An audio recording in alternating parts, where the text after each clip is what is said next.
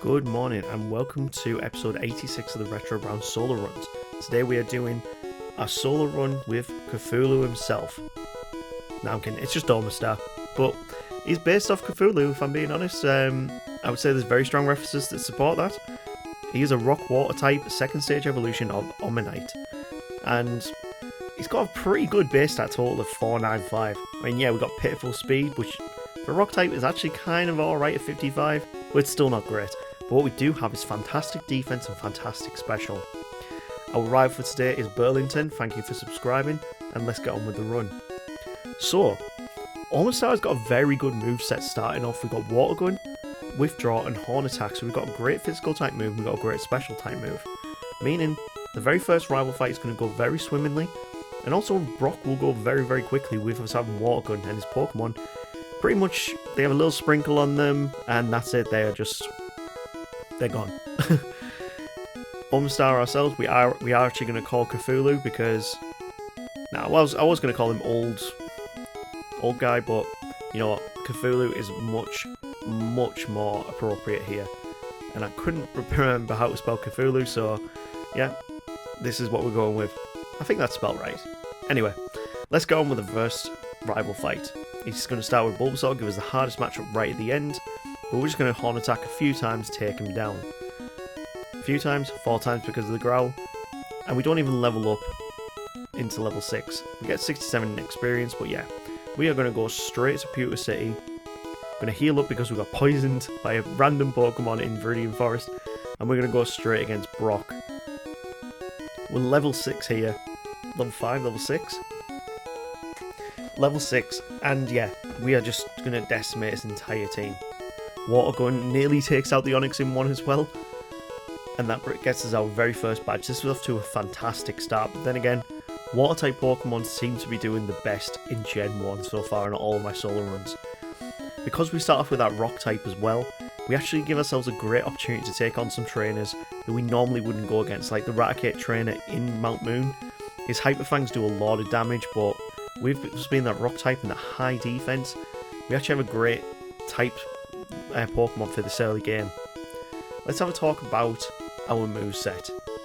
We don't learn any other moves via level up until level 39 because we've already got Horn Attack, but after that we're going to get Spike Cannon and Hydro Pump. Now all of them moves I'm pretty much going to completely forget. We're going to focus more on the TM moveset. Pretty much what we want Bubble Beam, we want Ice Beam, we want Blizzard, maybe even Seismic Toss for some reason, but we also want Body Slam as well. We could go for the cheese with Horn Drill, but I don't want to rely on 30% accuracy to get through these fights. So, we pick up our Lord Helix Fossil, so we can create more Omanites and Omastars, and we move on to Misty. So, best move to be using here is Horn Attack. It's got a decent attack at 65, 100% accuracy, but when it comes to the Starmie, this is where we realise, yeah, Water type moves actually at this point don't really help us out. Because we got that Rock type, it actually is a neutral hitting us, meaning Bubble Beam will be using at full potency. When it comes through to we're going to miss Misty for a little bit and get a few more levels up. We're going to go into survival on Nugget Bridge. Once we've set up our withdraws, which in hindsight probably would be better to do against the Abra instead of the Pidgeotto. But once we've set them up, we're going to use Horn Attack when we can actually hit, because we have been hit by a few sand attacks, which I hate, and then when it comes to the Bulbasaur, we just don't have enough HP to survive many Vine Whips. Okay, so we need to try this again. We need to do more damage on the Pidgeotto starting off, and hope that he doesn't use Sand Attack. I want him to be using Gust because that doesn't do anything against us really. Then against the Abra, it's a free battle, meaning we can set up our withdrawals, get our defense as high as possible, and we can pretty much sweep through the rest of this fight as quick as we can. Look at that. 6 increase in defense, and even a Hyper Fang doesn't do very much against us. We want the Bulbasaur to only be using Tackle, because it won't do very much against us. We're on 2 HP, and even with Leech Seed Cell, we still take the win. That was a very clutch battle, And if he'd used anything other than tackle, yeah, we would have lost that. We are going to go against more of Nugget Bridge trainers just to get a few more levels up, because we're going to need them for Misty. Because we don't have any other moves we can really use. The best thing we could probably do is go and get Seismic Toss, because then at least we know we're going to do consistent damage. But with our level being quite low at this point, we're going to be doing 18 damage. It would probably take 3 Seismic Tosses to take down the Staryu, which means it'd probably take 4 to take down the Starmie. So once we've got up a canny few more levels on Nugget Bridge, Cthulhu is starting to rise from the depths. We're going to take on our water type rival. So Horn Attack is going to be a free hit on the Staryu. We've got 41 HP to work with, and ideally what we want him to do is use Tackle or just use Water Gun. Bubble Beam is just doing way too much. So this time around we're at level 20. Horn Attack still is not doing... Oh, well, we got a critical hit, so we do take it out in 2 hits. We need the critical hits, which we're not going to get very many of because, of course, wow, 1 HP we managed to tank that on. If she had used Bubble Beam, we would have gone. We would have lost. But we can pick up 2 great moves in Bubble Beam and Body Slam, meaning we've got a more stacked pool of moves to be using. Bubble Beam just tears through. Body Slam will take advantage of like paralysis chance. Ideally, we want to be using our special type moves more. Bubble Beam is just doing tons of damage on that Pidgeotto, and annoyingly we just get hit by so many sand attacks. Really, really annoying. So when we can finally take down the Pidgeotto, next up is the Racket. We're going to use Bubble Beam. We're just taking so much. I hate sand attacks so much. We finally get through to the Ivysaur, and we're starting to hit again. Bubble Beam is doing decent damage, but Vine Whip just does way too much. It's way too much. We need to get Body Slam. I mean, I've got the TM there. I don't know why I didn't attach it to it, but either way, we get through the Pidgeotto, the Kadabra, and the Raticate very, very quickly this time, bringing us into Ivysaur. So 3 Horn Attack should be enough to take him out, and thankfully he didn't go for Vine Whip. So when he doesn't use Vine Whip, it's actually a very easy fight. After the SSN though, we are going to skip Surge for a little while, so we go to the Diglett's Cave, we dig out, straight back to Cerulean, and then we'll go into Rock Tunnel. Now Rock Tunnel you would have thought would be quite easy for a Water type Pokemon, a Rock Water type Pokemon, but there's one thing I haven't talked about. We have got a 4 times weakness to Grass type moves, meaning a simple Oddish can decimate us if it gets absorbed out. So yeah, this was a very hard fight that I'm not even going to tell you how many times it took me to get past, but I had to be level 26 just to get past that junior trainer. So when we finally got past it, we take out our anger on the Exploding Hiker by dousing his rock types without a chance. That brings us to Lavender Tower. Now we've got a decent level right now, not too high above his team, so this is a better matchup than other runs where I'm level 30 to 35 at this point in the run.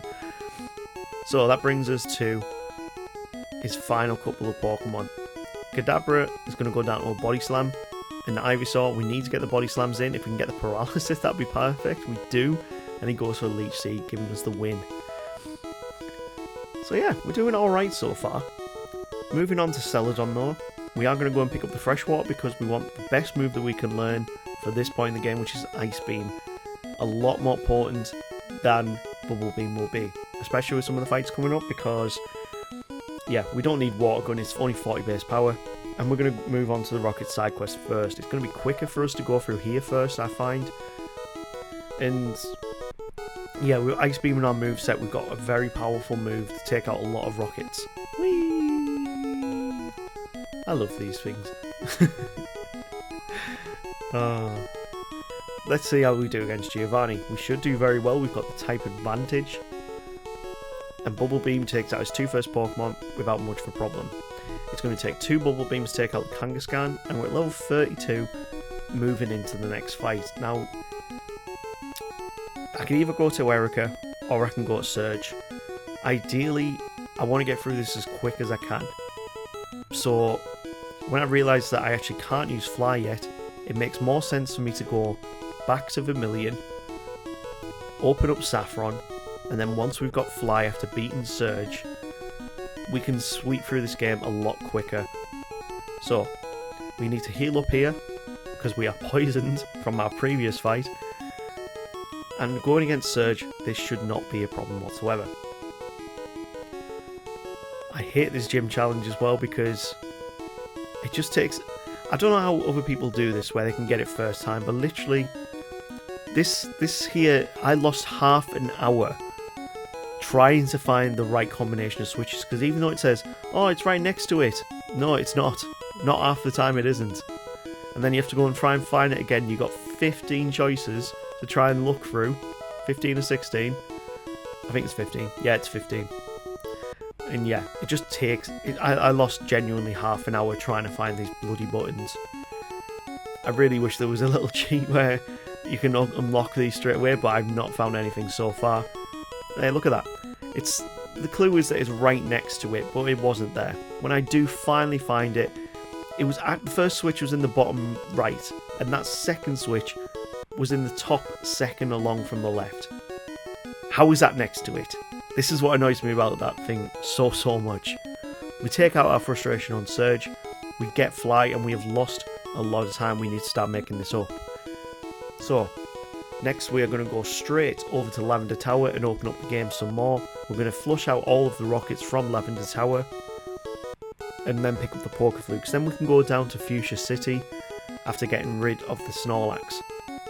We try and learn Horn Attack again at level 34, which is a very weird level to be learning it, but if you think about when you get Omanyte in this game, you get it from a fossil, and I think it's level 25 or 30, so to be fair, yeah, it kind of makes sense that all of the levels and moves that you start learning things were at that point. Because if I'm right, Omastar evolves around about level 40 something. I'll have to double check that, but either way. It also means, wow, we get the freeze on that Gyarados. Sorry, I do this quite a lot. I get into a tangent and then something happens on the footage and I'm like, wow, that just happened. Because I don't do this with a script. I literally just talk as I'm watching back the footage and creating the video. So, we lose against the rival here, meaning we need to give this another go. We freeze the Pidgeot on the very first turn, which is absolutely huge. We can badge boost a bit by setting up our withdraws, getting that 125 base defense even higher. And wow, Gyarados just still does so much damage. Like crazy amounts of damage. We don't even outspeed the Alakazam. Can we even outspeed the Venusaur? No, we can't. All those badge boosters and we still can't outspeed that Venusaur.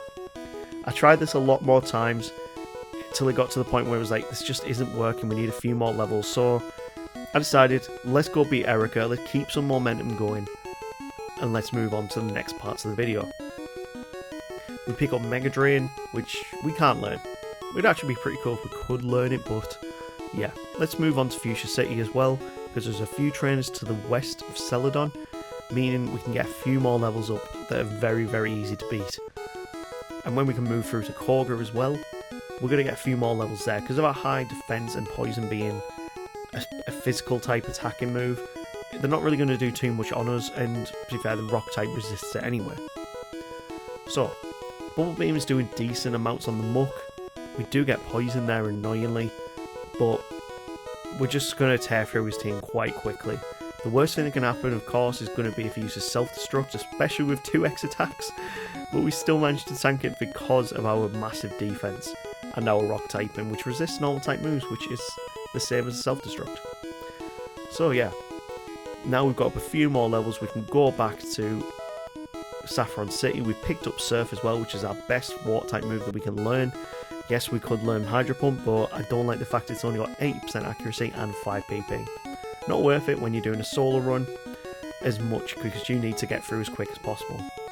We're still losing at this heightened level, and we just need to get some better luck here. We've kept withdrawing our moveset for this entire time, purely for the badge boosting aspects.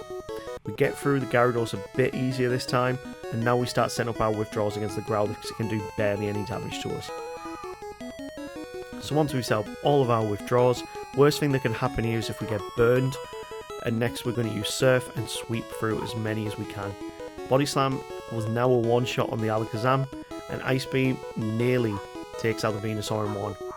Level 45, we take the win, and that's a high level and I was comfortable being at, but hey, needs must sometimes. Some battles you just don't have the right typing to go and get through as quick as possible. That brings us to Saffron Giovanni, and this is a sweep. A complete sweep.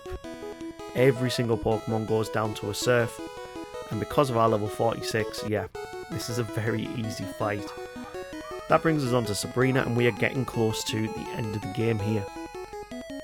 That means that going against her team, our high base special is actually going to help us out a bit. We need to set up our withdraws, get our badge boost up a bit, and that means that all their attacks are going to do a bit less. All of ours are going to do a bit more. And Body Slam, we get paralysed. Our Alakazam goes for Psywave and we lose to a Psywave. Of all things, we lose to a Psywave. I hate that move. It's a bad move. It really is a bad move. Let's try this again, and this time we get better luck. The Alakazam gets paralysed, meaning a Body Slam can get through. That's 6 gym badges. We can Surf down to Cinnabar, and we can go against probably the easiest gym leader on this entire run for us.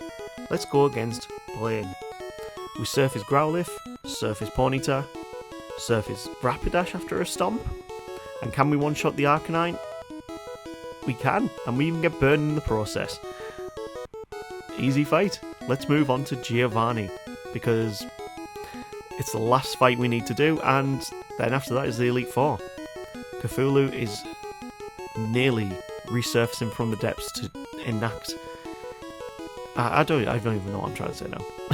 Cthulhu's going to kick your ass, that's pretty much what it is. So let's see how we do against Giovanni. Not really any of his Pokemon are too much of a threat against us, bar the Dug Trio. If it gets an Earthquake in, or a Dig, yeah, it's going to do big damage, but we surf it away. Nidoqueen's down next, Nidoking is after, and that just leaves the Rhydon, whose special is awful, meaning a simple Surf gives us the win. That's all 8 gym leaders done. We have one more challenge before the Elite Four, and that is Burlington. So, in this fight, we get a very good start. We Ice Beam his first 2 Pokemon down, and his Gyarados misses his Hydro Pump. We are 3 for 3 without losing any HP here. The Growlithe just decides to use Agility, so we're just going to use Withdraw, get our badge boost up, and make sure we can take out the next 2 Pokemon. Body Slam cannot take out the Alakazam. We've got through to the Venusaur without losing any HP. We beat Rival 6 without losing one single HP. That's a good precedent for how this is going to go, I think. Let's see how we do against Lorelei. We don't have a type advantage here, but it also means she's not going to be using her ice type moves as much. The Dugong will only be going for rest here. And finally, when she goes to sleep, we can use our moves to just chip away at her and take it down. Cloyster's got bad special, meaning 2 Surfs will take it down.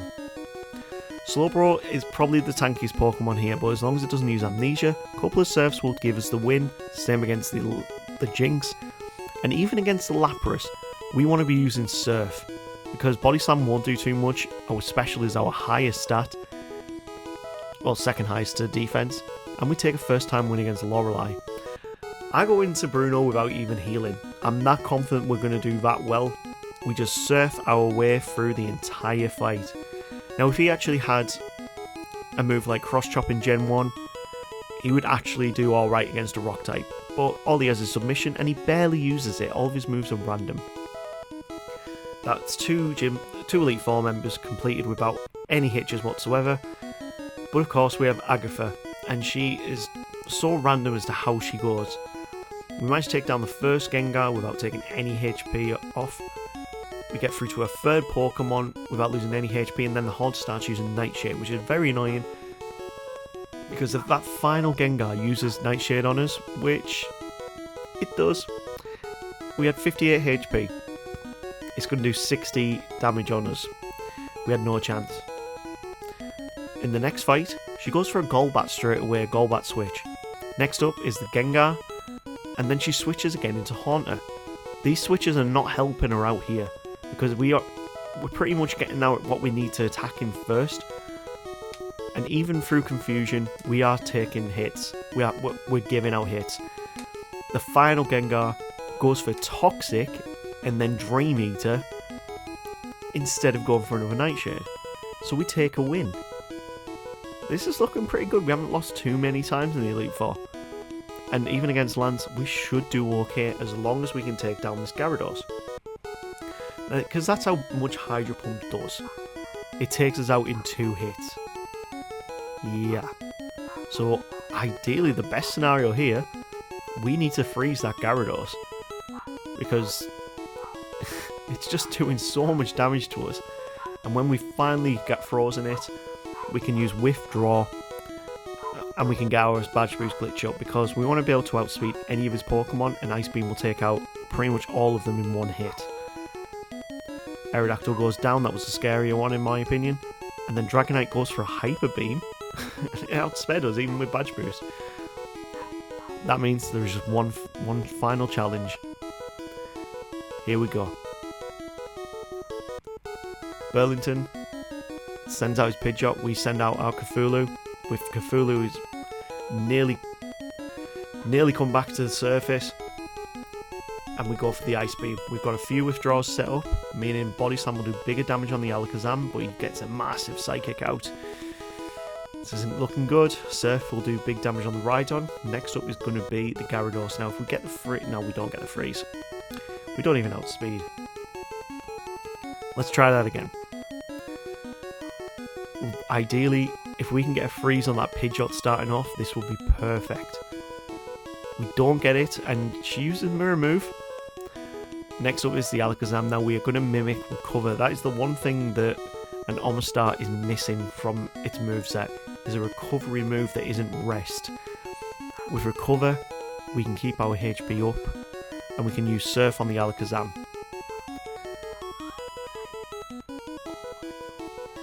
We take down the Alakazam, we can recover up against the Rhydon because it's the safest choice to do that on. Surf, and there goes the Rhydon. Gyarados is next. And Ice Beam it down. We get the freeze, which is huge. We can recover up from here. And then we can withdraw to get our Badge Boost glitch up. This is a great scenario to be in. Ice Beam will then do much more damage. It will stay frozen for the entire time. Surf will take out the Arcanine. And finally the Venusaur. Can we one-shot? It is a one-shot. We take the win. Right. That was a decent run. Let's see how quick we did that. Omastar, Cthulhu, you have entered the Hall of Fame. Level 58, which is a decent level, at 3 hours 27 minutes. That's a very high tiering run, if I've got to be honest. 3 hours 27 minutes is pretty damn quick. It's like Gengar level quick, or Alakazam level quick. Somewhere in the middle of that. Anyway, let's see what we get next time on the wheel. Let's spin it up and see what we get. Okay, first time up is Cubone. I have not done anything from the Cubone line yet. That is, I think I've already chosen our next Pokemon. Second up is Hypno. Oh, we haven't even done anything from the Drowsy line yet. That would be really good, Psychic type. Third up is Butterfree. Now we could do the Butterfree run to close out that line, but you know what? I think I'm going to go with Cubone. We haven't done any ground types for a while now, so yeah, I really want to do that. If you got to this point, please shank that like and subscribe, you legends. And I will see you on the very next video. Take care.